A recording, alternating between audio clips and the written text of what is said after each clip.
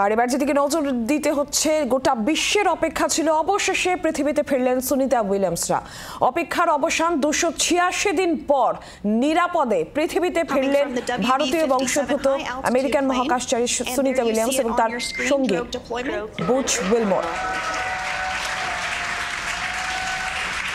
2:57 p.m. Pacific time this afternoon, and there we go. We have visual on 4 healthy mains. That view was from inside.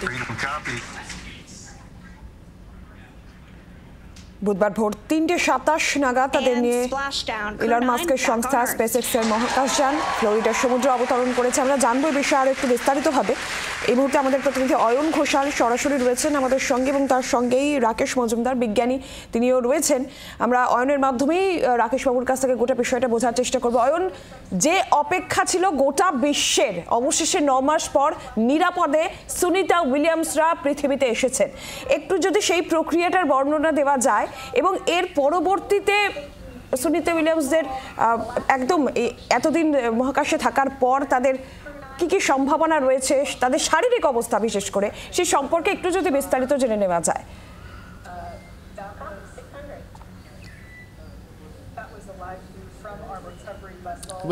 প্রতীক্ষার প্রহর গুনছিল গোটা দেশ, গোটা বিশ্ব, বিশেষ করে গোটা দেশ, কারণ সুনিতা উইলিয়াম তিনি ভারতীয় বংশোদ্ভূত নভশ্চর এবং এই অবস্থায় ভারতীয় সময় আজ রাত 3:31 যখন ফ্লোরিডার যে সমুদ্রপৃষ্ঠ সেখানে সফলভাবে স্প্ল্যাশিং করলো এই মহাকাশযান, তখন স্বস্তির নিঃশ্বাস ফেললো সমস্ত মহল।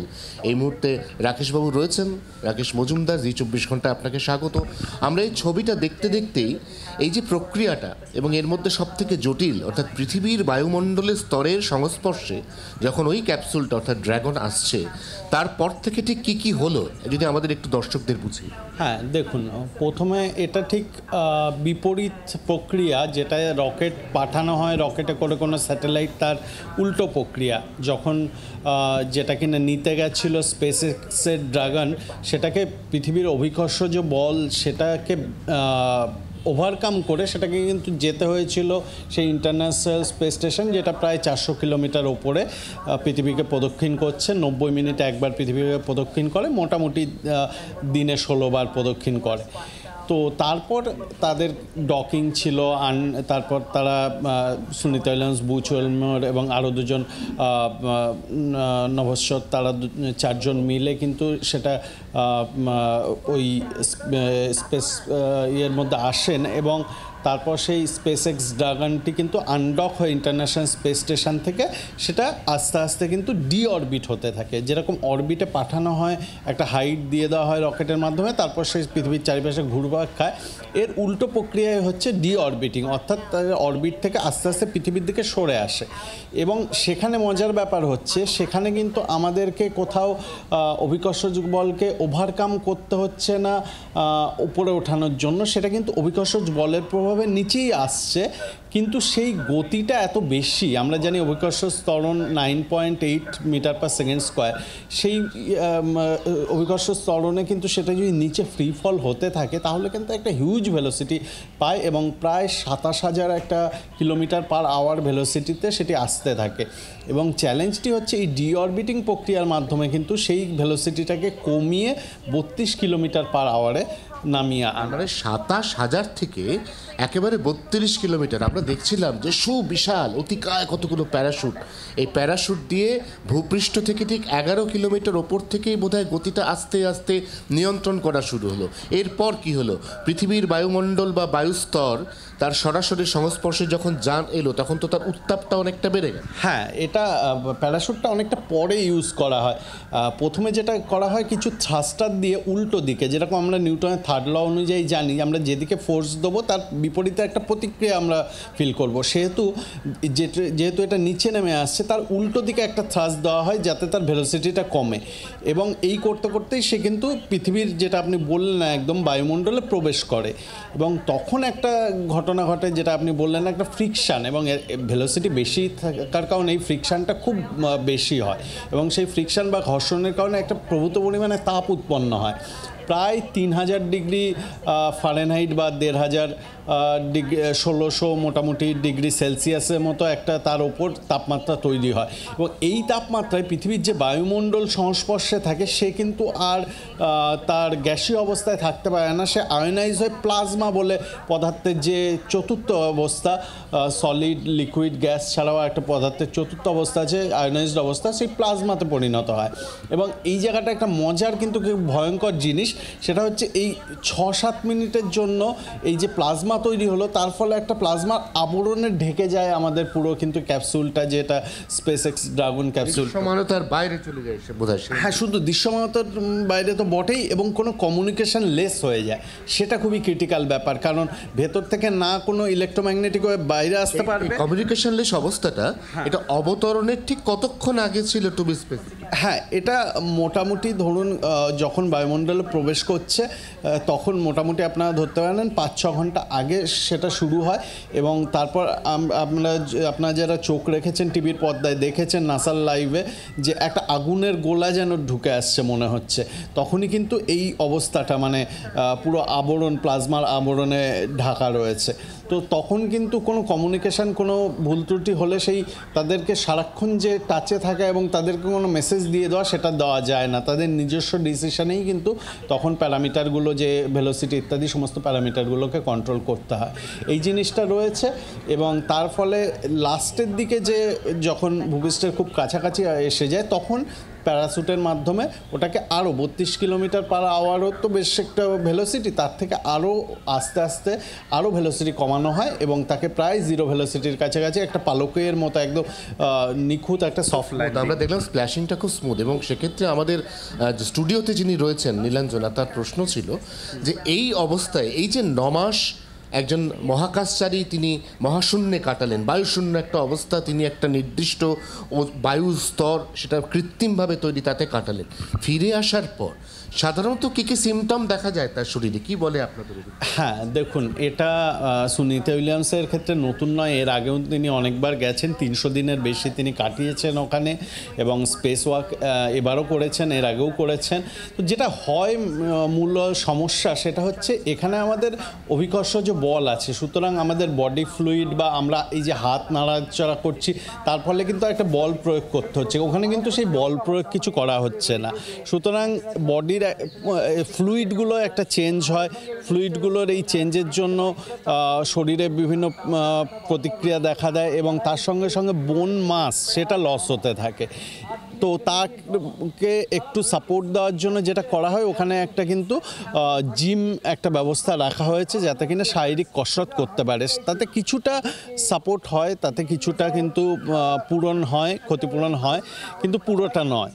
তো এই ব্যাপারগুলো থাকে এবং তাদের মেডিকেল, তার জন্য তারা মেডিসিন বা ইত্যাদি সাপ্লিমেন্টস নেন এবং ফিরে আসার পরেও ধরো অবজারভেশনে এখন আপাতত বেশ কিছুদিন, হ্যাঁ, বেশ কিছুদিন তাদের থাকতে হবে, তারা রয়েছেন এবং এটা একটা মজার জিনিস যে তারাও কিন্তু একটা পরীক্ষার, তাদের দেহটাও একটা পরীক্ষার অংশ, তাদের এই মেডিকেল এই যে বডির মধ্যে যে চেঞ্জেসগুলো হচ্ছে সেগুলো, সেই ডেটাগুলো সংগ্রহ করে সেগুলোকে কীভাবে মিটিগেট করা যায়, কোনো সাপ্লিমেন্ট কোন মেডিকেশান দিয়ে সেগুলোকে করা যায়, কারণ এর পরবর্তীকালে নাসা এবং অন্যান্য দেশেরও যেটা প্ল্যান রয়েছে যে আরও লং একটা স্পেস এক্সপিডিশন, যেটা কিনা মার্সে যেতে বা ইভেন ভবিষ্যতে আরও যদি ভাবা হয় স্যাটার্নে যে সেখানে গিয়ে বেশ কিছুদিন থেকে তারপর আসা, সেটা কিন্তু আরও লম্বা সময়ের জন্য হবে। এই যে ফাইন্ডিংগুলো অর্থাৎ একই সঙ্গে তার যে মহাকাশে স্পেস স্টেশনে গবেষণালব্ধ ফাইন্ডিং, তার সঙ্গে তার যে ফিজিক্যাল প্যারামিটার্স সেগুলোর যে ফাইন্ডিং, এই ফাইন্ডিংগুলো ভবিষ্যতে আরও বেশি নার্চার করে পরীক্ষা নিরীক্ষা করে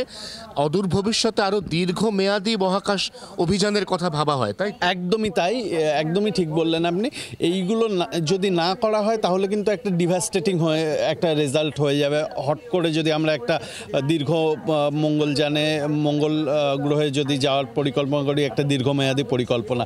সুতরাং এইগুলোই কিন্তু ভিত্তি স্তর হয়ে দাঁড়াচ্ছে ভবিষ্যৎ পরিকল্পনার জন্য আরও একটা খুব ভালো একটা দীর্ঘমেয়াদী স্পেস পরিকল্পনার সঙ্গে। তার সঙ্গে সঙ্গে তো আছেই স্পেসে মাইক্রোগ্র্যাভিটির এক্সপেরিমেন্ট, সেখানে কিভাবে আমাদের বিভিন্ন প্ল্যান্ট গ্রো করা যায়, মাইক্রোবকে গ্রো করা যায়, সেসব এক্সপেরিমেন্ট তো রয়েছে।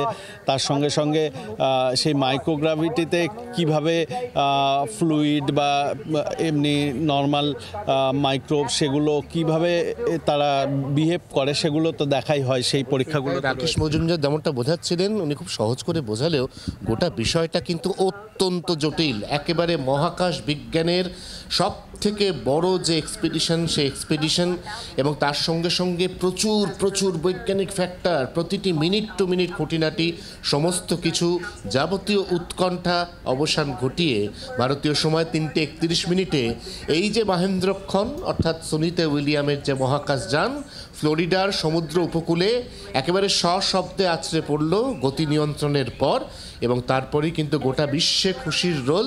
এমনকি নাসার যে স্টেশন যেখান থেকে মনিটরিং হচ্ছে, আমরা সেই স্টেশনের ফিড এই মুহূর্তে দেখতে পাচ্ছি। যেই মুহূর্তে এই মহাকাশযান জলের ওপরে ভাগে স্তর স্পর্শ করলো, করতালিতে কিন্তু গোটা কন্ট্রোল রুম ভেসে উঠলো, ভরে উঠলো। সব মিলিয়ে নিঃসন্দেহে অত্যন্ত আনন্দের এবং অত্যন্ত স্বস্তির খবর। নীলাঞ্জনা, অয়ন তুমি আমাদের সঙ্গে থাকো। একদমই অত্যন্ত স্বস্তির খবরই বটে। 286 দিন পর, 286 দিনের অপেক্ষা 8 দিনের জন্য গিয়েছিলেন এবং সেটা 9 মাসে দীর্ঘায়িত হলো এবং অবশেষে নিরাপদে পৃথিবীতে ফিরলেন সুনিতা উইলিয়ামস এবং বুইচ উইলমোর। বুধবার ভোর 3:27 নাগাদ ভারতীয় সময় তাদেরকে ইলন মাস্কের সংস্থা স্পেসএক্সের মহাকাশযান ফ্লোরিডার সমুদ্রে অবতরণ করা এবং সেখানে জানানো হয়েছে ইতিমধ্যেই যে নিরাপদেই তারা ফিরে এসেছেন। নাসার তরফ থেকে জানানো হয়েছে। এরই পাশাপাশি কিন্তু নাসার নিক হক এবং রুশ নভোশ্চর আলেকজান্ডার গর্ভনভ তারাও ফিরেছেন সুনিতা উইলিয়ামসদের সঙ্গে। গত জুন মাসে সুনিতা উইলিয়ামসরা মহাকাশের উদ্দেশ্যে পাড়ি দিয়েছিলেন এবং সেখানে 8 দিনের তাদের কাজ ছিল, কিন্তু শেষ পর্যন্ত সেটা 9 মাসে দীর্ঘায়িত হলো এবং অনেকবারই তাদের চেষ্টা করা হয়েছিল ফিরিয়ে আনার, কিন্তু বিভিন্ন কারণে সেই চেষ্টা সফল হয়নি এবং অবশেষে নিরাপদে পৃথিবীতে তারা ফিরে আসলেন। ফ্লোরিডা উপকূলে মহাকাশচারীরা নিরাপদে অবতরণ করেন এবং সেখানে মার্কিন নৌসেনা বাহিনীর বোট তাদের নেওয়ার জন্য পৌঁছে গিয়েছিল, আর এরপর তাদের নিরাপদে ফিরিয়ে আনা হয়। হাইড্রোলিক পদ্ধতিতে তাদের জাহাজে তোলা হয় এবং সেখান থেকেই তাদেরকে ফিরিয়ে আনা। যে অপেক্ষার প্রহর অধীর আগ্রহে গোটা বিশ্ব গুনছিল সেই প্রতীক্ষার অবসান।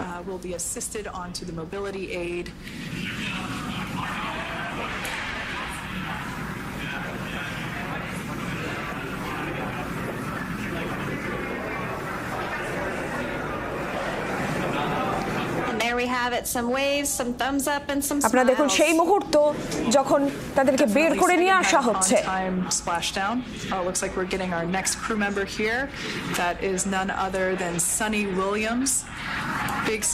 সুনিতা উইলিয়ামসদের যখন বের করে নিয়ে আসা হচ্ছে, একদম সেই মুহূর্ত যে মুহূর্তের জন্য গোটা বিশ্ব অপেক্ষা করছিল।